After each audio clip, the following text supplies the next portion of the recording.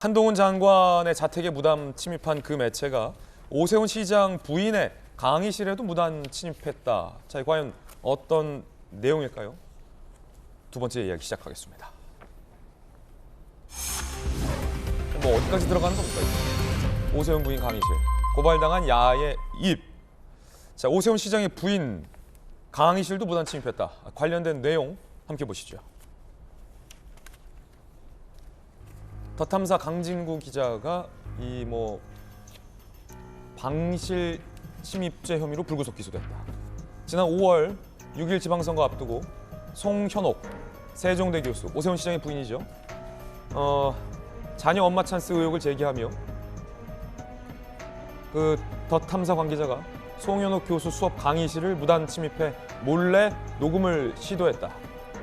이분은 한동훈 장관 스토킹 혐의로 경찰이 수사 중인 인물이기도 합니다.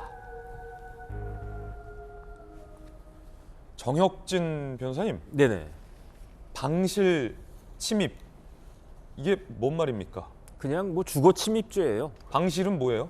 그냥 방이죠. 이런 방. 아, 강의실 같은 것도 방이고. 강의실. 그다음 뭐 제가 원룸에 있다라고 하면 원룸 방 안으로 들어와도 그게 방실이고. 예. 법문에 어떻게 되어 있냐면요. 주거 침입죄가 주거 관리하는 건조물 선박 항공기 그리고 점유하는 방실에 침입하면 그게 주거 침입죄다. 방실이 법률 용어군요. 예, 강의실. 그러니까 뭐 주거 침입죄랑 100% 똑같은 것이다라고 생각을 할 수가 있는데 근데 강의실은 사실은 학생들만 들어갈 수 있는 곳이잖아요.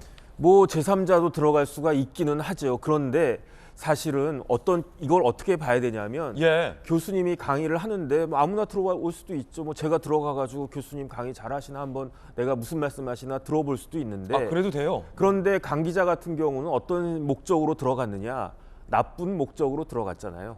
그러니까 쉽게 말하면 뭐 녹음을 한다든지 뭔가 해악을 끼칠 그런 목적으로 들어갔기 때문에 만약에 송 교수가 그 강 기자의 저런 목적을 알았으면 내 강의실에 들어오는 것으로 허용을 했겠느냐? 절대로 안 했을 거 아니겠습니까? 이제 그런 것들이 추정이 되니까 그러니까 방실 침입죄, 주거 침입죄로 이제 의율이 돼가지고 기소가 됐다라고 하는데 참 뭐 이렇게 침입하는 거를 좋아하는지 모르겠어요.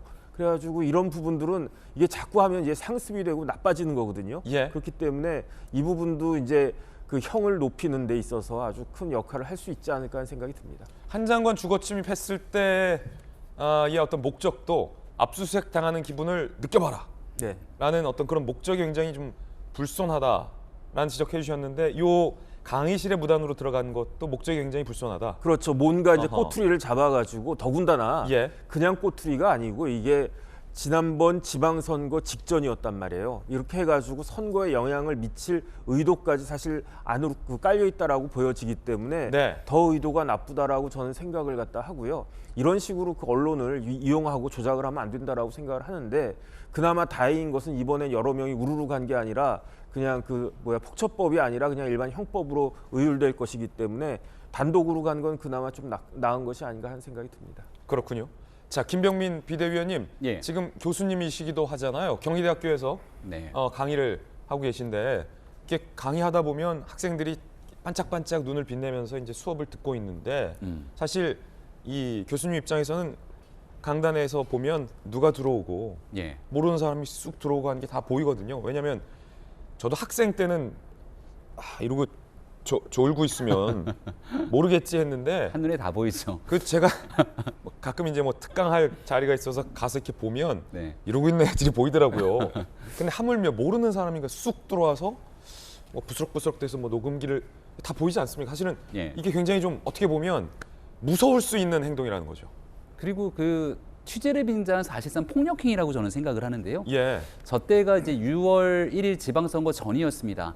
제가 당시 오세훈 시장이 제 옆 지역구기 때문에 개인적인 그러네요. 친분이 있어서 광진 가불이죠. 예, 저 때 대변인을 같이 하고 있어서 종일 같이 있는데 갑자기 저 소식을 듣고 나서 오세훈 시장 얼굴이 흑빛이 되더라고요. 아, 그렇습니까? 그러니까 다른 것들에 대한 걱정이 아니라 가족에 대한 걱정이 되는 게 사람이면 누구나 뻔히 나타날 수밖에 없는 것 아니겠습니까? 보통 이제 아내는 건들지 마라, 아내와 아이는 건들지 마라, 뭐 이런 얘기 있잖아요. 잘못된 약간. 게 있으면 정당하게 요청해서 취재를 하면 되는 건데 취재가 아니라 취재를 빙자한 거의 폭력행위에 가깝거든요. 저 때는 더 탐사가 아니라 아마 열린공감 TV라는 이름으로 있었을 겁니다. 근데 이게 오세훈 시장 부인에 관련된 얘기뿐만이 아니라 얼마 전에 한동훈 장관 자택에도 갔잖아요. 예. 그걸 시간이 지나서 대통령 선거대로 가면 윤석열 후보의 그 당시 후보입니다. 후보의 너무 모친이 있는 데에 찾아가서 저런 방식으로 행동을 하고 거기에 당시 뭔가 자기들끼리 의혹을 제기했던 양모 전 검사가 있는데 거기에 94세 된 치매 걸렸다는 노모한테까지 취재를 빙자하고 찾아가서 거의 폭력에 가까운 행위들을 계속 이어간 거예요.